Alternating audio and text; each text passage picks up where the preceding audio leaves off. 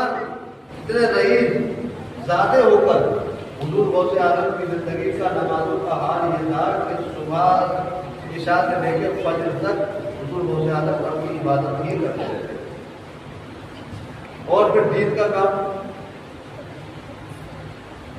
लोगों के यहाँ मसले भी सुलझाना,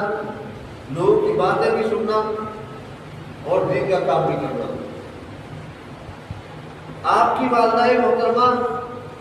हज़रत फातिमा उम्मुल खैर एक नेक सालेह औरत, बहुत नेक। एक ही बच्चा जिसे दुनिया अब्दुल कादिर कहती है,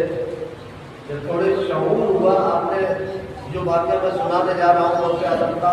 ये आपने पहले लिखने की किताब में भी आता था, पहले कभी मैंने भी पढ़ा है कि जब आप पढ़ाई के लिए जब बाहर गए थे मदरसा निज़ामिया में बगदाद में, जब एडमिशन के लिए इल्म हासिल करने के लिए जब जिद की, तो माँ ने यही तो कहा था कि बेटे अब्दुल कादिर, तो मेरा एक नूरे नज़र है, थोड़ी देर के लिए तू मेरी नज़र से ओझल हो जाता है तो मैं बेचैन हो जाती हूँ, परेशान हो जाती हूँ। आपको इतने दिन के लिए इल्म हासिल करने को जा रहा है, तेरे बगैर तो कैसे रह पाऊँ। लेकिन माँ ने अपने कलेजे पर पत्थर रखा और कहा कि बेटे पढ़ना चाहते हो, इल्म हासिल करना चाहते हो तो मेरी तरफ से इजाज़त है। माँ ने लंबे सफर बांधा और सामान दिया और कुछ खर्चे को, जो आजकल हम अपने बच्चों को भेजते हैं ना कहीं हॉस्टल में पढ़ने के लिए, तो उनके खर्चे के लिए कुछ पैसे दे दिया करते हैं। तो ऐसे ही हुजूर अब्दुल कादिर की वालिदा ने 40 अशरफियाँ वो ली और कहा बेटे ये खर्चे के लिए है, और छोटे हो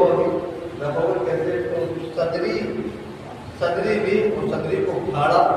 और फाड़ने के बाद अंदर की तरफ 40 अशरफियों को अंदर लग गया और बाहर से उसको सी दिया। कहा जब वहां जाके इसको उठाड़ना और जरूरत पड़े इसमें से निकालना और खर्च करना। चले गए काफिले के साथ, कहाँ जा रहे हैं, बगदाद पढ़ने के लिए, इल्म हासिल करने के लिए। जब निकले ना तो माँ ने, जब हमारा बच्चा जब घर से निकलता है तो हम अपने बच्चे को नसीहतें करते हैं, बेटे जा रहे हो तो मुझसे जुदाई हम बर्दाश्त कर रहे हैं, तुमसे जुदाई हम बर्दाश्त कर रहे हैं, तुम जा रहे हो तो देखो पढ़ाई ध्यान से करना। यही तो उनके बेचते हैं, हमारा खर्चा भी होगा, पैसा भी हम बर्बाद कर रहे हैं, तुम्हारी जुदाई भी बर्बाद कर रहे हैं, लेकिन मेहनत से जाकर पढ़ना। ऐसा ना हो कि फेल हो जाओ, ऐसा ना हो कि सारा बर्बाद हो जाए, कि तुम्हारी सालें बर्बाद